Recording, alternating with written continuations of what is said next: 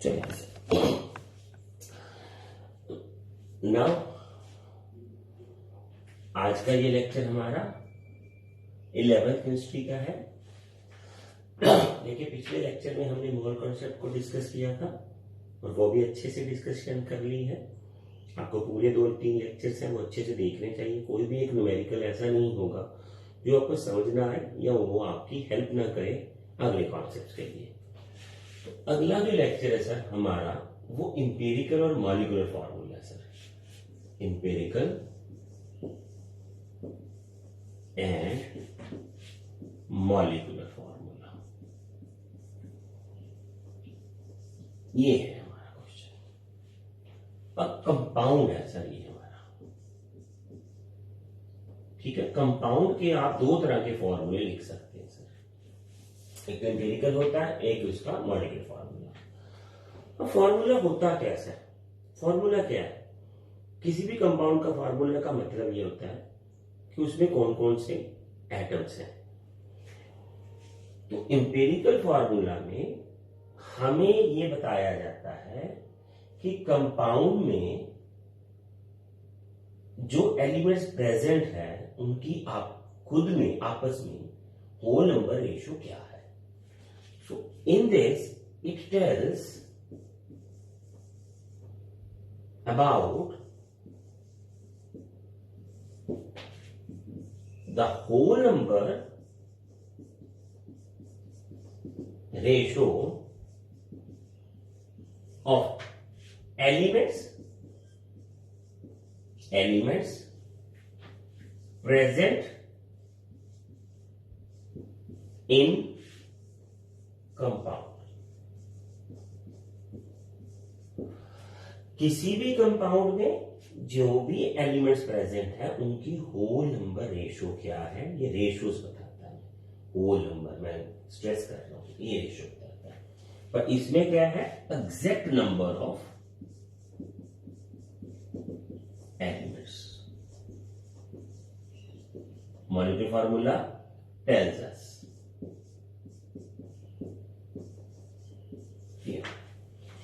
तो ये एग्जैक्ट बताता है हमें और ये उसकी रेशियो बताता है। जैसे मान लीजिए बेंजीन है सर, बेंजीन में होते हैं C6H6, बेंजीन मॉलिक्यूलर फार्मूला, ये एग्जांपल देना है। और बेंजीन का जो है इंपेरिकल फार्मूला वो CH है सर। इसकी होल नंबर रेशियो क्या है? 6 पे डिवाइड होगा CH है।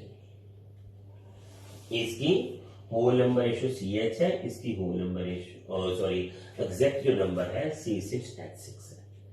ये पता चला आपको इंपेरिकल का और उसका, क्लियर हुआ? तो इसमें होल नंबर रेशियो और इसमें ये है, इसमें होल नंबर है और इसमें एग्जैक्ट नंबर है। तो बेंजीन का जो फॉर्मूला है इंपेरिकल वो CH ही होगा। ये होल नंबर रेशियो क्या है सर, इसमें डिटेल से बात कर लेते हैं। इसका मतलब ये है कि जैसे यहां एक C और एक H कंबाइन होता है। अगर मैं मान लूं कि सर आपको छोटा सा बात करूं तो वाटर है सर, ये वाटर है। अब इसका एम्पिरिकल फार्मूला BH2 है सर और इसका मॉलिक्यूलर BH2 है। बस ये सिंपल होल नंबर रेशियो हो ही नहीं और होती ही नहीं, इसमें यही होता है। एग्जैक्ट नंबर भी 2 है और H2O है और इसका एम्पिरिकल भी हो। इंपेरिकल एक्चुअली हमें यह बताता है कि एक एटम किसी एलिमेंट का दूसरे एलिमेंट से कितने एटम से अटैच होता है एक कंपाउंड बनाने के लिए। ये एग्जैक्ट नंबर बताता है। ये यहां से यहां ये सेम ही बता रहा है। अभी और बताता हूं। ये H2O2 है सर, हाइड्रोजन पेरोक्साइड है। अब इसका जब आप इंपेरिकल लिखोगे तो आप लिखोगे HO और जो इसका मॉलिक्यूलर है वो H2O2 है। मेरे को यहां लिखना चाहिए था हाइड्रोजन पेरोक्साइड, तो वो फ्लो में ऐसे लिख दिया H2O2। तो इसका इंपेरिकल तो HO आएगा और मॉलिक्यूलर H2O2। इसका मतलब है एक एटम H का जब एक एटम O से अटैच होता है तो वो वाटर नहीं बनाता, वो हाइड्रोजन पेरोक्साइड बनाता है। ये वाटर नहीं है, या आप इसको पी नहीं सकते हो। इसका ब्लीचिंग एक्शन है, इसमें नेचर ऑक्सीजन बाहर आती है, कलरिंग मटेरियल को डीकलराइज करता है। तो इसके अलग अलग प्रॉपर्टीज हैं। अगर दो एटम एक O से अटैच होते हैं तो वो वाटर बनाता है। इंपेरिकल बेसिकली हमें ये बताता है सर, मॉलिक्यूलर फार्मूला हमें ये बताता है कि एग्जैक्ट कितने कार्बन एटम है, कितने H एटम। तो इंपेरिकल का अपना ही एक इंपॉर्टेंस है सर। इसमें हम एक एटम की दूसरे एटम के साथ कितनी इन्वॉल्वमेंट है, अटैचमेंट है, वो हम होल नंबर में देखेंगे। होल नंबर क्यों देखेंगे सर? एटम को हम फ्रैक्शन में नहीं लेते, तो हम होल नंबर में ही लिखेंगे जब भी लिखेंगे। ये पता चला आपको? तो इसको हम इंपेरिकल कहते हैं। ठीक है, आगे थोड़ा सा और देखते हैं, हम इसको आगे बढ़ाते हैं, इसको ऐसे काम को। ठीक है, तो आगे क्या है सर हमारा? अभी हमने एक छोटा सा इसको कंबाइन करते हैं सर। तो हमारे पास थी सर बेंजीन, तो इसका इंपेरिकल फॉर्मूला है सर CH, और इसका मॉलिक्यूलर फार्मूला है C6H6। तो इसका जो इंपेरिकल फॉर्मूला मास है सर M मास, वो 13 है, 12 + 1, और इसका मॉलिक्यूलर फॉर्मूला मास जो है सर 78 है। आपको यहीं से रेशो पता चलेगी सर।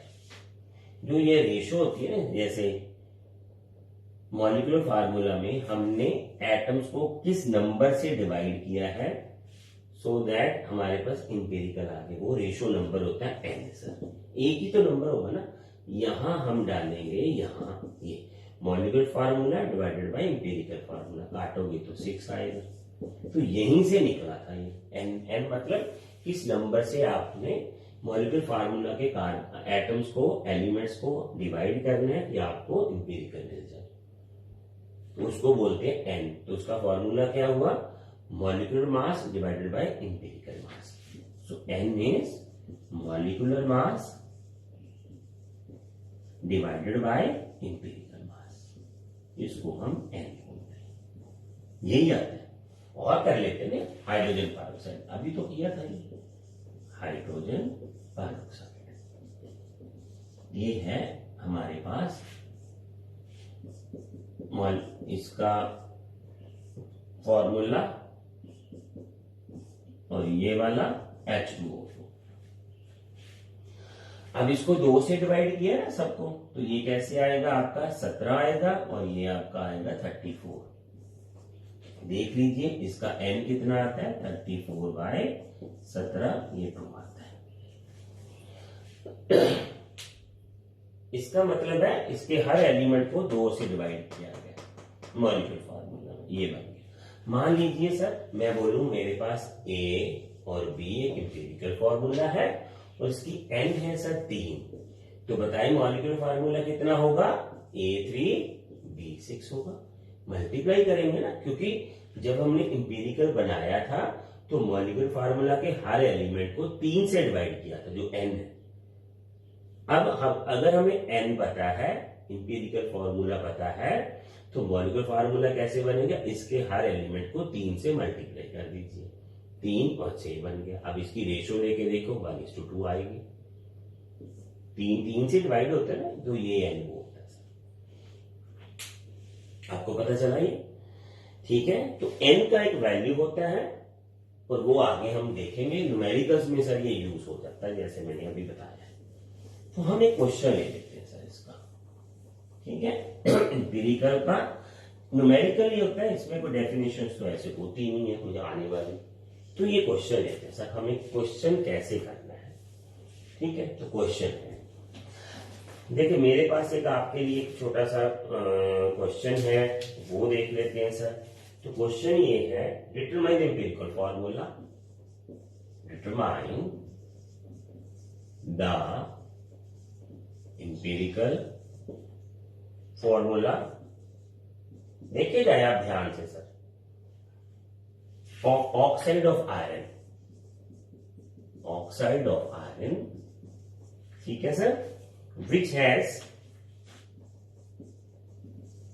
has 69.9% आपके पास है आयरन है सर। इसमें क्वेश्चन पे लिखना ही पड़ेगा ना ऐसे, एंड ये एनसीईआरटी क्वेश्चन है, सॉरी वो दो ही तो थे, फिर मेरे को वहीं से ले लेना चाहिए था। 1% ऑफ ऑक्सीजन। तो अब हमारे पास परसेंटेज दे रखी है सर, ऑक्सीजन की परसेंटेज दे रखी है और इसकी, हमें इसका बनाना है इंपेरिकल फॉर्मूला। तो उसका एक प्रोसीजर है सर। देखिए मैं अभी फिर बताता हूं सर, आपने रेशो लेनी है एलिमेंट्स की कि कौन सा एलिमेंट कितना है, ठीक है ना, आपको वो बताना है। तो रेशो निकालने के लिए आपको एक छोटा सा पहले बॉक्स टाइप तैयार करना पड़ता है, इसमें से इसी में सारी इंफॉर्मेशन आती रहेगी, तो मैं आपको बताता रहूंगा। तो यहां तो आते हैं एलिमेंट्स, ठीक है। मान लीजिए पहला एलिमेंट ओ ई है, एफ है और ये ओ है। तो यहां है इसकी परसेंटेज, कितना परसेंटेज है ये 69.9 और ये 31 पर। मैं क्या करूंगा, परसेंटेज ग्राम, ये ग्राम ये भी ग्राम। क्यों? क्योंकि मान लीजिए मैंने 100 ग्राम ले लिया इसको, फिर क्या हुआ, इसका मतलब 100 ग्राम जब मैं आयरन ऑक्साइड लेता हूं, ये 100 ग्राम 100 ग्राम जब मैं इसको लेता हूं तो उसमें इतने ग्राम ये मिलता है मेरे को और इतने ग्राम ये मिलता है। तो फिर क्या हुआ, अभी तो यही आ गया हमारे पास। अब मैं ये निकाल लूंगा कि जो 100 ग्राम मेरे को मिला है उसमें कितने मोल्स आयरन के आए हैं और कितने मोल्स ऑक्सीजन के आए ऑक्साइड में। तो वहीं से हम इंपीरिकल फॉर्मूला को बनाना शुरू करेंगे। यहां आता है एटॉमिक मासेस। क्या आता है हमारा, एटॉमिक मासेस ऑफ एलिमेंट। ये है 55.85, 56 होता है वैसे तो, और इसका 1600। देख लीजिए सर, तो 100 ग्राम में इतने ग्राम, तो ये है, मान लीजिए ये भी ग्राम्स में ले लिया फिर हमने। अब यहां निकालते हैं, आप इसको एटॉमिक रेशो बोल लीजिए या मोल रेशो बोल लीजिए, एक ही बात है। क्यों मोल रेशो बोल लीजिए, क्योंकि given mass divided by molecular mass is always a mole. क्या होता है ये, हमेशा एक मोल होता है। तो कितना आ गया, 69.9 डिवाइडेड बाय 55.85, इतने number of moles of iron आएंगे सर। और ये आ जाएगा आपके पास 1.25 सर, ये आ गया आपका। इतने मोल्स आयरन के, चले सर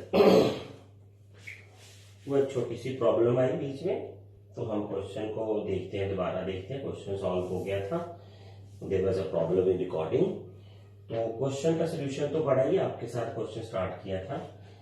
तो क्या था सर, वो आपको पता ही है, आयरन का इतने ग्राम ले लिया था हमने, 100 ग्राम का जो सैंपल था, और इसमें ऑक्सीजन इतनी ली हुई थी हमने। और अगर हम यह देखें सर, तो एटॉमिक मास जो है आयरन का वो 55.85 है और 16 ग्राम जो है वो ऑक्सीजन का एटॉमिक मास। अब ये क्या है सर, ये दोबारा देखते हैं हम, इसको मोल रेशो बोलेंगे। तो मोल्स कैसे होते हैं, given mass divided by molecular मास और एटॉमिक मास। तो ये मोल्स आ गए, ये भी मोल्स आ गए।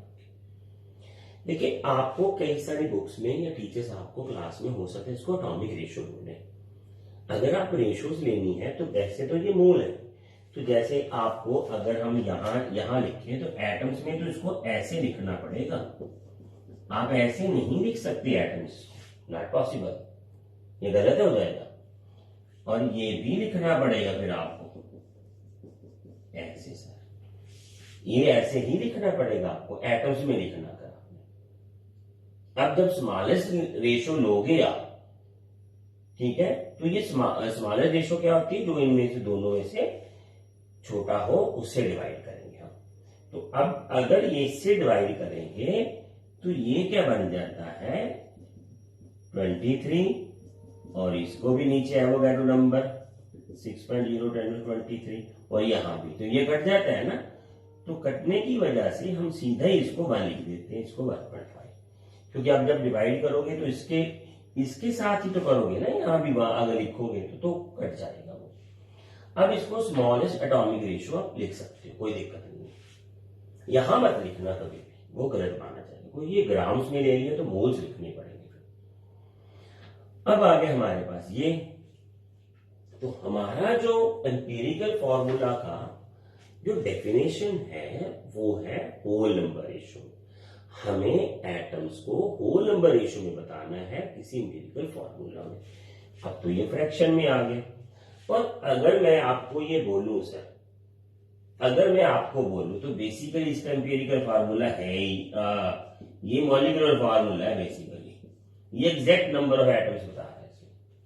इसके 1.5 एटम्स 1.88 के साथ अटैच होते हैं तभी ये बनता है। आप बोलोगे फ्रैक्शन में कैसे दे दीजिए, तो वो पंगा है ना डेफिनेशंस का कि atom can not be fraction और ऑल दैट, इसलिए तो हम लिखते भी नहीं है। तो बेसिकली ये मॉलिक्यूलर फार्मूला बन जाता है तो जो एग्जैक्ट बताता है। ये तो एग्जैक्ट बताया ना इसमें, ठीक है। इतने एटम्स जो है आयरन मोल्स इतने आयरन के हैं, इतने मोल्स इसके हैं। अगर एटम का हिसाब लाओगे तो ये बनता है। इसका मतलब इतने एटम्स आयरन के और इतने एटम ऑक्सीजन के रिएक्शन करते हैं। अब हमें तो यहाँ सिंपल में लिखना होता है तो हम ये लिख देते हैं ऐसे, इतने मोल इतने के रिएक्शन करते हैं। बट बेसिकली तो हम सिंपल रेशो में जाते हैं, तो फिर इसीलिए हम स्मॉलेस्ट निकालते हैं यहाँ से, इसको डिवाइड करके 1/2, ये आ गया फ्रैक्शन। अब मॉलिक्यूलर रेशो जो है वो हमें सिंपल होल नंबर रेशो में चाहिए। अब इसको होल नंबर में कन्वर्ट करते हैं, तो इसको 2 से मल्टीप्लाई करेंगे। हमें वो नंबर ढूंढना जो हमारी फ्रैक्शन को नियरली इंटीजर बना दे, ठीक है, नियरली एक इंटीजर बना दे, हमें वो ढूंढना होता है नंबर, ठीक है। तो वो यहाँ 2 पढ़ रहे हैं तो 3 बनता है, यहाँ भी 2, तो हमारे पास ये बन गया empirical formula Fe2O3। Fe2O3 is the empirical formula. अब जैसे आपको ऐसे ही बहुत सारे क्वेश्चंस आते जाएंगे, आप सिंपल में निकालोगे। जैसे हमने इससे स्मॉलेस्ट से क्यों डिवाइड किया, तो ये देख लीजिए सर, आपकी एसिटिलीन है ये C2H4, जब इसकी रेशियो निकालेंगे तो कैसे निकालेंगे, हम लिखेंगे CH2। पर जल्दी जल्दी में हम प्रोसीजर भूल जाते हैं। बेसिकली जिसके छोटी हो, जिसपे ये मिनिमम पे जाती हो, रेशियो कट सकती हो, उसी पे डिवाइड कर देते हैं, ठीक है। ये आपका सिंपल रेशियो निकालने के प्रोसीजर है, 2 से डिवाइड करती है। तो इस तरह से आपके इंपीरिकल फॉर्मूला जो है वो निकल जाता है। आगे देखते हैं सर हम। अब मैं आपको 2 क्वेश्चंस और कराऊंगा इंपीरिकल के। वो 2 क्वेश्चन करने के बाद आप खुद जितने मर्जी एनसीईआरटी के या कोई दूसरे न्यूमेरिकल्स कर पाओगे। देखिए सर, आप अपने इस चैनल को देखिए ध्यान से, ये रेगुलरली स्लोली चलता है। इसमें सब काम क्वेश्चंस करवाए जा रहे हैं, आपको न्यूमेरिकल्स भी करवाए जाते हैं, जैसे इंपीरिकल्स का है सारा। तो आप अगर ध्यान से इसको एंड तक देखते हो तो you find your regular school studies, ठीक है। जैसे आज ये क्वेश्चन है सर हमारे पास, तो मैं अभी एक मिनट सर मैं सिलेक्ट कर लूं, बढ़िया सा क्वेश्चन लेना चाहिए हमें। ये ले लेते हैं सर, बहुत बढ़िया क्वेश्चन है ये बढ़िया क्वेश्चन है। तो ये है ए compound on analysis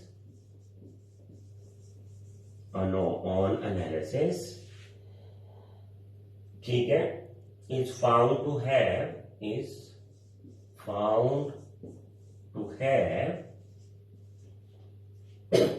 following composition।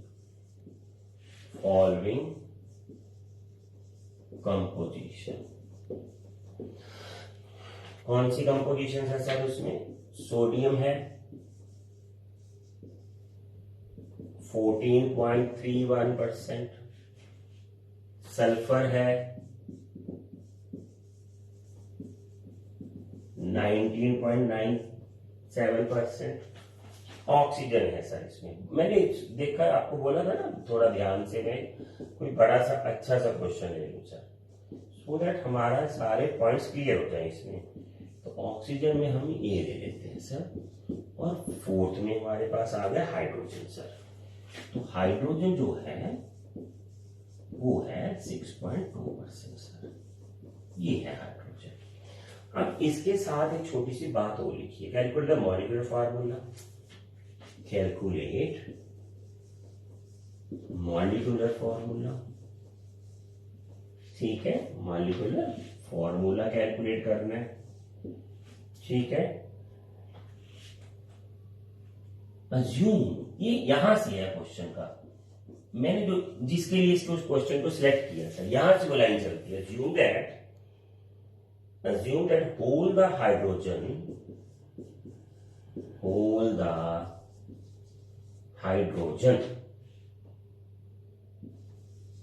ठीक है, इन द कंपाउंड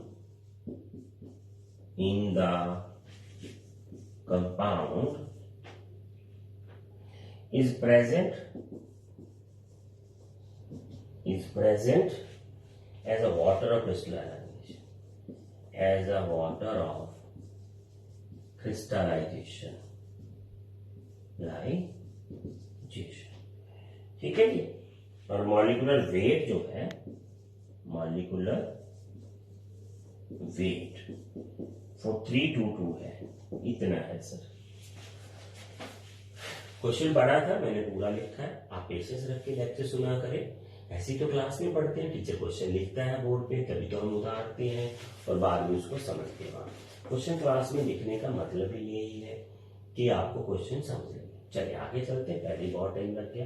तो यहाँ तक तो सिंपल है, यहां से क्वेश्चन शुरू हुआ। बनाना है हमें मॉलिक्यूलर फॉर्मूला सर। हमने अज्यूम करना है कि whole the hydrogen in compound is present as a water of crystallization. ये देखिए सर, जो हाइड्रोजन है वो ध्यान रखना सर, जो हाइड्रोजन है वो ना तो सल्फर के साथ अटैच है ना सोडियम के साथ है, वो पूरी की पूरी हाइड्रोजन ऑक्सीजन के साथ अटैच है। एक बात तो ये, और ये एक वाटर के फॉर्म में है हाइड्रोजन जो। अब हमें क्वेश्चन में ये देखना है कि जो ऑक्सीजन है वो कितनी हाइड्रोजन के साथ अटैच होती है और कितनी हमारे पास बचती है जो सोडियम या सल्फर के साथ अटैच हो। बहुत अच्छा क्वेश्चन है अगर ध्यान से देखो इस विषय को।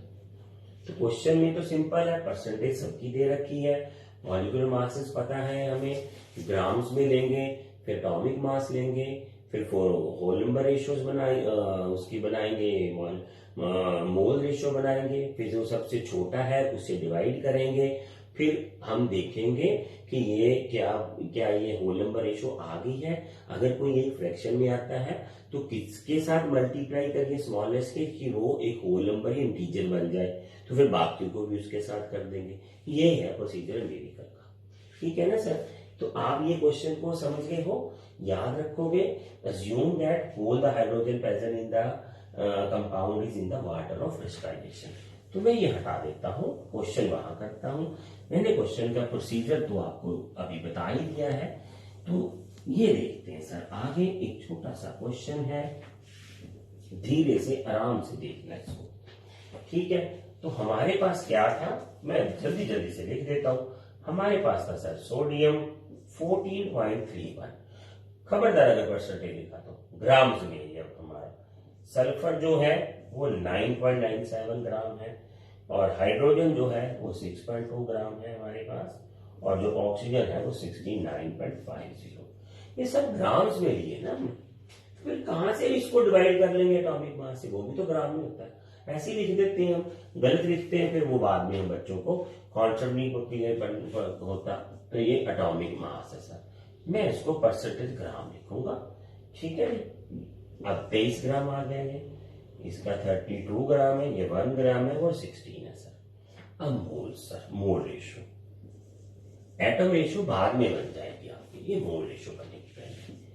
14 और इसको 23 से डिवाइड, 19.97 32 से डिवाइड, 6.2 1 से डिवाइड, और 69.5 16 से डिवाइड। बोल रहे हो कि सर पीछे हो जाओ, थोड़ा सा देख लो सर, ये ग्राम्स में ले लिया, ये इसका एटॉमिक मास है, given mass divided bye atomic mass, given mass atomic mass, given mass atomic mass, given mass atomic mass, ये सबके मोल्स आ गए तो सिंपल रेशो भी आ जाएगी। तो मैं रेशो लिख देता हूँ सर, ये तो आता है 0.622 आता है, और ये आ रहा है 0.31 आ रहा है सर, ठीक है 0.331, और ये 6.22 आ रहा है सर, और ये 4.34 आ रहा है। अब ये आ गया हमारा रेशो सर, ठीक है ना। तो रेशो तो शायद हमें मोल्स की ले लो आप, ये मोल रेशो आ गई। अब इसकी सिंपल रेशो निकालते हैं सर। ऐसा।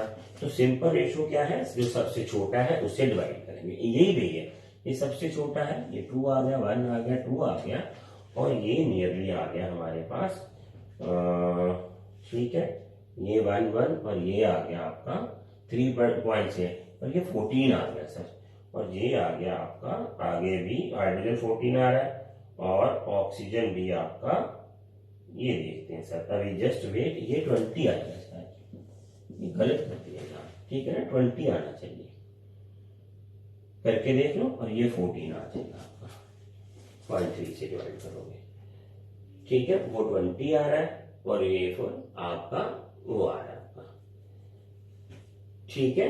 तो इसको हम आगे देखेंगे फिर, क्लियर है, वो 20 और ये वाला आ गया, बिल्कुल जी परफेक्ट है सर।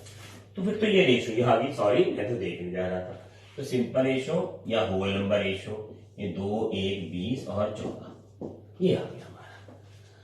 अब फॉर्मूला क्या है सर, ये बन गया sir empirical formula, N2S1 H20 और O14। अब सर सारा जो हाइड्रोजन है वो ऑक्सीजन, अब ध्यान से देखना sir, assume that whole the hydrogen is present in the form of water of crystallization। तो जो हाइड्रोजन है, जितनी की जितनी हाइड्रोजन है वो सारी की सारी ऑक्सीजन के साथ अटैच होती है। अब ये देखना हमने कि ये कैसे बनेगा काम आपका, ठीक है सर, ये देखते हैं सर इसको आगे, ठीक है। अब देखते हैं सर, ध्यान से देखना आपको प्लीज, मैं अच्छा चलो देखिए, मेरे को क्या पता है, अब ये मैंने आपको अच्छे से बताना है सर, मेरे को ये पता है सर कि दो H2 को एक O लगेगी, सिंपल सी बात है, दे दो आप जितनी दे सकते हो। अब आपके पास है सर 20, तो आप 10 ले सकते हो, इससे ज्यादा तो ले नहीं सकते हो आप, ये 20 ये 10 और ये 4 कर दो ना अलग इसको। अब ये वाला तो वाटर बन गया सर, वाटर क्रिस्टलाइजेशन है, H2 1, ठीक है ना, 2 को 1 चाहिए, 20 को 10 चाहिए, फिर 10, तो ये O कहां जाएगा, ये O इसके साथ अटैच होगा, तो फॉर्मूला बनेगा हमारा Na2SO4 10 H2O। ये तो ऐसे ही लिखना पड़ेगा ना मैं, अब H20 और O10 तो लिख नहीं सकते, क्योंकि एक मॉलिक्यूल जो होता है इसका मॉलिक्यूल फार्मूला H2 है, H2O है, तो 10 लिखेंगे, या 10 मॉलिक्यूल है, तो ये जो O बचता है ये इसके साथ अटैच है। मैंने यही बोला था आपको, हमारे पास जो हाइड्रोजन है सर वो तो सारी एज अ वाटर प्रेजेंट है, यानी वो जितनी आएगी उसको उसके नंबर के हिसाब से आपको ऑक्सीजन देनी पड़ेगी, क्योंकि उसमें तो वाटर फॉर्म में रहना है। अब 2 हाइड्रोजन को 1 ऑक्सीजन चाहिए, 10 को कितनी चाहिए, सॉरी 20 हाइड्रोजन को कितनी चाहिए ऑक्सीजन, 10 चाहिए, तो 10 तो आपने यहां दे दी इसको, 4 बच गई, तो फिर वो 4 कहां जाएगी, वो सल्फेट के साथ अटैच हो सकती है। Na2SO4 10 H2O, ये हमारे पास फॉर्मूला बन जाएगा, कौन सा, इंपेरिकल सर, कौन सा बन गया, ये इंपेरिकल फॉर्मूला बन गया। अच्छे से पता चला ये आपको, ये क्लियर हुआ ये पॉइंट सारा, परफेक्ट। क्या था ये पॉइंट, जितनी हाइड्रोजन प्रेजेंट है वो as a form of water present है, यानी जितनी हाइड्रोजन प्रेजेंट है उसको उसके रिक्वायरमेंट के हिसाब से आपको ऑक्सीजन देनी पड़ेगी, क्योंकि उसने वाटर बनाना ही बनाना, जो बचेगी फिर किसी और के पास जाएगी। तो ये 2H को 1 हाइड्रोजन चाहिए, तो 20H को कितनी हाइड्रोजन चाहिए, 10, तो 1 4 1 O बच गई हमारे पास, 4 O बच गई, फिर वो यहां आएगा, तो ये फॉर्मूला बनेगा, ये देखना आपने, ठीक हुआ।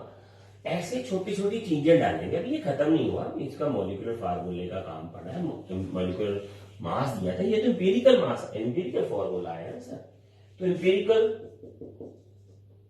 फॉर्मूला मास वो कितना बना, वो तो ये सबका ऐड होगा ना, 46 32 20 और ये 160 ये 64, इस सबका अटैच होके तो 322 बनता है सर, ये वाला और मॉलिक्यूलर फॉर्मूला मास कितना दिया हुआ था क्वेश्चन में, वो भी 322। तो एन कितनी आई, ये बात आ गई सर काट के। एन कैसे निकलते, मॉलिक्यूलर फॉर्मूला मास divided bye empirical formula mass. तो आपके पास एन कितनी आ गई, 1 आ गई थी, वो भी परफेक्ट आ गया। तो इसका मतलब ये वाला एम्पिरिकल फॉर्मूला भी यही है और ये इसका मॉलिक्यूलर फार्मूला भी है। ये है सोडियम सल्फेट सर, ये इसका हाइड्रेटेड फॉर्म है, इसमें थोड़ा पानी जो है वो एडिशन हो रखा है, इसको हम सोडियम सल्फेट बोल देंगे। तो वो वाटर ऑफ क्रिस्टलाइजेशन है, पानी जो क्रिस्टलाइन बनते थे उसके साथ मिल गया। अच्छे से क्लियर हुआ आपको ये पॉइंट, क्लियर। एक क्वेश्चन और बचता है, फिर मैं इसीलिए आपके लिए अच्छा क्वेश्चन ढूंढ रहा था, तभी ये मिला। ठीक है, आपको इसमें बहुत कुछ सीखने को मिला होगा, वो जो वाटर क्रिस्टलाइजेशन है। इसी तरह से एक आगे क्वेश्चन है सर, वो बहुत बढ़िया क्वेश्चन है, काफी कुछ एम्पिरिकल में रेशियोज के लिए और भी कुछ होती है सीखने वाली बातें, वो सीखते हैं सर। एक क्वेश्चन और, हाँ सर ये बहुत बढ़िया क्वेश्चन है। देखिए सर क्वेश्चन वही है, अरेंजमेंट ही हमारे पास ये है। अब तो क्वेश्चन लिखना पड़ता है, प्लीज क्लियर करें, तभी मेरे को बुक उठानी पड़ती है, साथ में नोट्स लेने पड़ते हैं हाथ में। तो इवैल्यूएटिंग एक तो और कारण होता है सर बुक्स या नोट्स लेने का, कि कुछ छूट ना जाए, कोई ऐसा पॉइंट ना रह जाए जो आप पढ़ ना पाओ। कई बार मेमोरी में इतनी बातें नहीं रहती है, आप सोचो कि हर चीज आपको आदत पड़ जाती है, नहीं टीचर तो वैसे ही पढ़ाए। तो टीचर का काम आपको गाइड करना है, आपको हर पॉइंट अच्छे से समझाना है। अब हर पॉइंट कई बार नहीं रहता टीचर को, तो वो मिस ना हो जाए। यही मेरी एक हैबिट है। A welding fuel gas contains carbon, ठीक है सर, एंड हाइड्रोजन ओनली। अब देखो हर एक मीनिंग होता है हाइड्रोजन ओनली। तो इसमें कार्बन और हाइड्रोजन ही प्रेजेंट है, जो फ्यूल गैस है। वेल्डिंग में जब यूज करते हैं, जो हम उसके वेल्डिंग के लिए यूजिंग करते हैं, तो बर्निंग ए स्मॉल सैंपल, जैसे हम आयरन पीस को वेल्ड करते हैं किसी को, तो ये फ्यूल गैस वही होती है, बर्निंग ए स्मॉल सैंपल। अब ये देखिए सर, वर्डिंग का मीनिंग है ना, स्मॉल सैंपल मतलब हमने थोड़ी सी फ्यूल गैस ली है, उसको हमने ऑक्सीजन में बर्निंग ए स्मॉल सैंपल इन ऑक्सीजन। तो ऑक्सीजन के बिना तो बर्निंग होगी नहीं ना, तो हुआ क्या सर, अब बर्निंग का क्या मतलब है, अब ये कभी ना हमने आग नहीं वो था। बेसिकली बर्निंग का मतलब तो ये होता है कि ऑक्सीजन और फ्यूल गैस की रिएक्शन करवाई गई है, उसके साथ बहुत सारी हीट पैदा हुई है, अब वो हीट की कुछ रोशनी है, उसको हम आग भी बोल देते हैं। तो वो जो है वो भी एक केमिकल रिएक्शन है सर, ठीक है। तो केमिकल रिएक्शन जब आपने इसको बर्न किया ऑक्सीजन में, ठीक है, इट गिव्स, अब देखिए sir 3.38 carbon dioxide and 0.690 gram of water, ये दिया सर उसने, एंड नो अदर प्रोडक्ट्स, कोई और प्रोडक्ट दिया ही नहीं इसने सर, ठीक है, ये ध्यान रखें। अब आगे क्वेश्चन, जिसके लिए लिया ये क्वेश्चन बोर्ड पे करने के लिए, a volume of 10 litre at STP of this gas has weight 11.6 gram, ठीक है जी। Find empirical formula mass, empirical formula number 2, molecular formula number 3, molecular formula mass. चलाक हो गए सर टीचर्स, जो एग्जाम बना रहे हैं, क्वेश्चन बना रहे हैं सर, ये डाल दिया बीच में मोल कॉन्सेप्ट। अब बंदा बोलता है जी मेरे को मोल कॉन्सेप्ट तो कम आता है, मैं इंपेरिकल में मास्टरी कर लेता हूँ, शायद इसका क्वेश्चन आ जाए। अब टीचर्स हैं सर, ब्लेंडिंग ऑफ क्वेश्चन कर दिया, क्यों, क्या कर दिया सर। देखिए सर, पहली बात तो क्वेश्चन तो बाद में शुरू करेंगे, पहले इसका निपटारा कर लेते हैं ना, बाकी तो बड़ा आपका सिंपल ही है, वो भी देखेंगे, वैसे तो वो भी अच्छा है सर। तो स्टार्ट से चलो करते हैं, छोड़ो इसको, है ना। देखिए सर, ऑक्सीजन के साथ बर्निंग से कार्बन से इतनी मिली हमें। अब इसमें कार्बन कितनी है, देखिए बात ध्यान से सुनो सर, हमारी जो फ्यूल गैस है वो कार्बन और हाइड्रोजन से बनी है, और जो बाकी जो हमें साथ मिल रहा ऑक्सीजन, ये तो वो ऑक्सीजन आई है ना। हमारा तो फ्यूल गैस का, अगर हम फ्यूल गैस में परसेंटेज ऑफ कार्बन और हाइड्रोजन निकालना चाहते हैं तो हमें ये पता होना चाहिए कि जो सैंपल को हमने बर्न कर दिया उसमें कितने ग्राम कार्बन बर्न होगी है और कितने ग्राम हाइड्रोजन बर्न होगी। ऑक्सीजन तो हमने एटमॉस्फेयर और कहां से आ गई उसका हमें क्या लेना देना, क्यों नहीं लेना देना, क्योंकि फ्यूल गैस में कार्बन और हाइड्रोजन है। तो जो परसेंटेज हम लिखते हैं वो तो उन्हीं एलिमेंट्स की लिखेंगे ना जिससे वो कंपाउंड बना है। कंपाउंड तो कार्बन से और हाइड्रोजन से बना है। तो उसने क्या किया कि वो परसेंटेज दी नहीं, हमें निकालनी पड़ेगी। कैसे, उस सैंपल से इतने ग्राम कार्बन डाइऑक्साइड आई। अगर 44 ग्राम CO2 आती सर, देखिए 32 और प्लस 12 44 ग्राम आती, तो उसमें कार्बन हमें मिलती 12 ग्राम सर, ठीक है ना, परफेक्ट है। अगर 1 ग्राम आती है तो 44 ग्राम मिलता हमें कार्बन, और कार्बन तो आई है सर 3.38 सर कार्बन डाइऑक्साइड, तो हमें जो कार्बन मिली वो सर इतनी मिली, इतनी कार्बन हमारे हाथ लगी है। ये हो सकता है हमारा, ये वाली बात आ गई सर। ठीक है सर, अब कितना आंसर आया ये साथ ही लिख लेते हैं। इसका आंसर आता है 0.9218 कार्बन हमारे पास आ चुकी है। उस सैंपल को जिसमें हमने बर्न किया उसमें इतनी कार्बन थी। अब सर हाइड्रोजन की बात कर लेते हैं सर, तो ये पड़ा वो तो 18 ग्राम अगर H2O आता हमारे पास तो हमारी तो ऑक्सीजन हाइड्रोजन तो 2 ग्राम ही मिलनी है ना, एक में कितनी मिलती 2/18 मिलती, और हमारे पास वाटर मिला सर 0.690 ग्राम। ये पॉइंट नहीं है, let me check, yes sir point नहीं है, तो ये इतने 0.69 ग्राम पानी में हाइड्रोजन कितनी मिली हमें, इतनी सर। तो हाइड्रोजन कितनी आई हमारे पास, अगर इसकी कटिंग कर ले तो 0.0767 ग्राम। ये वाटर आ गया हमारे पास, ये वाला आ गया सर। तो यहां तक तो हो गया, आगे देखिए। अब ये तो सैंपल है सर, ये तो क्वेश्चन आपके पास तो लिखा ही हुआ। चलिए सर आगे देखिए सर, बहुत बढ़िया क्वेश्चन है ये, अच्छा है। देखिए सर अब क्या हुआ, तो सैंपल का वेट आ गया सर, कितना आ गया, तो ये तो आ गया 0.9218 प्लस 0.0767, तो ये बन गया हमारे पास नियरली 0.9985 ग्राम सर। इतने ग्राम सैंपल को हमने बर्न किया था, किसका, फ्यूल गैस का। ये देखिए ध्यान से, अब ध्यान से देखना सर, इतने ग्राम सैंपल में कार्बन तो इतनी है ना सर, तो परसेंटेज ऑफ कार्बन हमारा तो इस देखिए नहीं करना तब भी चल जाएगा आपका, 12 ग्राम से 1 ग्राम और 2 ग्राम कोई दिक्कत नहीं आएगी आपको। पर अब हमारा जो रेशियो है इसका परसेंटेज लेने वाला वो देखते हैं सर, इतने ग्राम में कार्बन इतनी है, ऐसे तो जरूरत नहीं है, आपने कार्बन निकाली यहीं से 12 से डिवाइड करो, ठीक है, और उसको भी करो डिवाइड आप इसके साथ ही, ठीक है, पर फिर भी अब अगर परसेंटेज है तो परसेंटेज के साथ ही चलेंगे 100 के साथ। देखिए इतने ग्राम में कार्बन मिली इतनी, इतने ग्राम में, एक में इतनी और 100 में इतनी, इसको हम परसेंटेज ऑफ कार्बन बोलते हैं सर।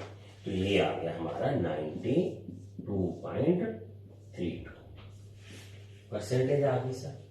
अब परसेंटेज ऑफ हाइड्रोजन सर, तो वो तो 100 से माइनस करके ही आ जाएगी ना, 2 ही तो है, तो ये आ गया 7.68 आपका। लीजिए सर, ये आपकी परसेंटेज ऑफ हाइड्रोजन और बाकी, क्योंकि हमारा प्रोसीजर वही है, हम परसेंटेज निकालते हैं फिर आगे चलेंगे, ठीक है ना। अब है कुछ नहीं, हम तो वही चल रहा आपका एंड में, वो बस एक बात तो निकल गया, इसका फॉर्मूला अच्छा था आपको ये क्वेश्चन, फिर वही सर CH 92.32 7.68 सर 12 ये वही पुराना सर 12 7.68 ये वाला, यहाँ हमें याद देखना पड़ेगा, ये आ गया सर 7.69, ये इतना ही है सर। अब सिंपल रेशो लेंगे तो ये तो सेम सा ही है सर, 1 1 ले लेते हैं, क्या दिक्कत है, ठीक है ना। तो हमारे पास ये 1 1 आ गया, ये रेशो आ गया, परफेक्ट। तो इंपेरिकल फॉर्मूला सर क्या बना हमारा, इंपेरिकल फॉर्मूला तो आ गया CH सर। अब इंपेरिकल फॉर्मूला मास भी लिख लो सर इसमें से, तो ये आ गया 13 आपका 13 आ गया। अब क्या करें, अब हमने बनाना है मॉलिक्यूलर फॉर्मूला और मॉलिक्यूलर मास चाहिए इसके लिए। तो ध्यान दीजिए सर, जो आपको क्वेश्चन में दिया था, जो 10 लीटर था आपका STP पे, उसका वेट था आपका 11.6 ग्राम सर। पर ये तो मॉलिक्यूलर मास निकालना ना, पहले तो मॉलिक्यूलर मास कैसे निकालते हैं सर, STP पे 22.4 लीटर वॉल्यूम का जितना मास होगा वो होगा मॉलिक्यूलर मास।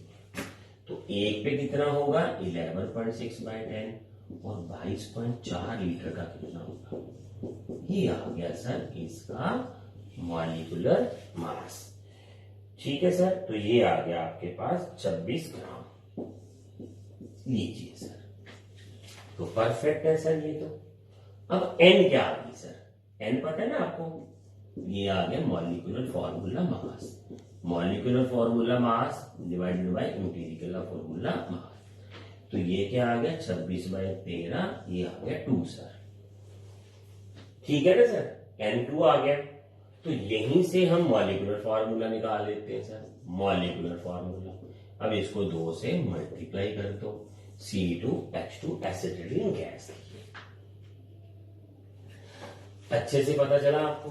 तो ये ऐसे क्वेश्चन हैं, आपको इंपेरिकल फॉर्मूला में बेस्ट क्वेश्चन तो मैंने कोशिश की है, एक आध कोई छूट गया होगा वो आप देख लेना, पर कोशिश तो यही थी कि आप अच्छे से क्वेश्चन कर पाओ।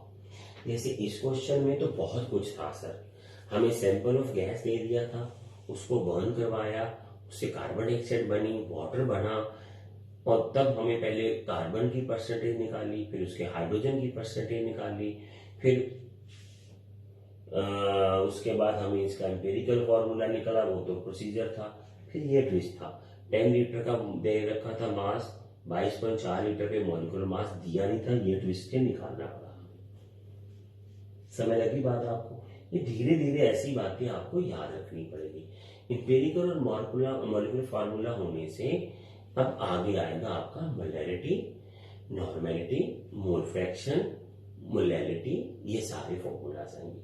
ये मैंने एक लेक्चर +2 का भी अपलोड कर रखा है, इसका हो सकता है वही मैं रिपीट कर दूं इधर भी, ठीक है, क्योंकि सेम ही है, ठीक है, कोई दिक्कत नहीं है। वो काफी अच्छा क्वेश्चन करके दिए हुए हैं, उसमें बहुत अच्छा IIT का और नीट का कंटेंट भी है, तो वो देखेंगे आगे, ठीक है। और एक इसमें आएगा बैलेंसिंग ऑफ रिएक्शंस, वो भी थोड़ा सा देखेंगे, वो ज्यादा आता तो है नहीं आपको कहीं, ठीक है। तो इससे आपका पहले चैप्टर के एंडिंग में आप पहुंच चुके हैं, ठीक है सर, आगे देखेंगे फिर।